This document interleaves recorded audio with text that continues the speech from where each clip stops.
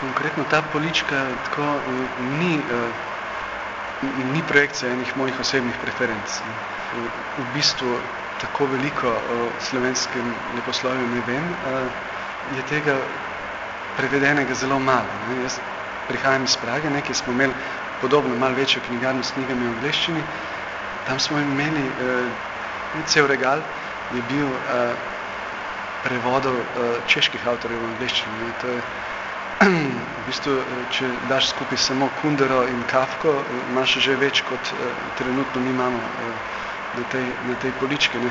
Tako da tukaj ni osebnih preferenc, tukaj gledam knjigarno kot eno bitje, ne, kot en Gesamtkunstwerk in poskušam ujeti ali tisto, kar je pomembno, ali tisto, kar je lepo. Ne. In ta polička je recimo zame pomembna. Ne. Zame je pomembno, da vsaki tujec, ki pride, ne, in nekako zasledi, da je tukaj en English Language Bookshop, da ko pride noter, da točno ve in da mu poskušam pač vse ponuditi, ne, kar obstaja. Ne. Tako da bi on svobodno lahko si nekaj izbral in dobil eno sliko. Ne, da, ampak vsem pa imaš nek izbor narejenih dobrih založb na svetovih.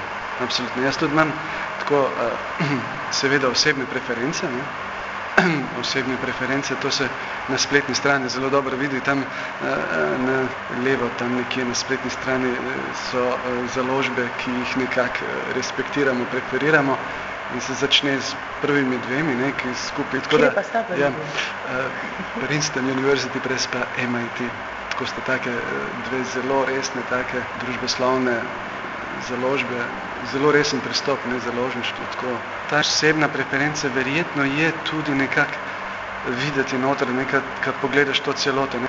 Knjigarnica so razmeroma majhna, 25 kvadratov, ne, tam v bistvu približno 2000 naslovov imamo. Ne.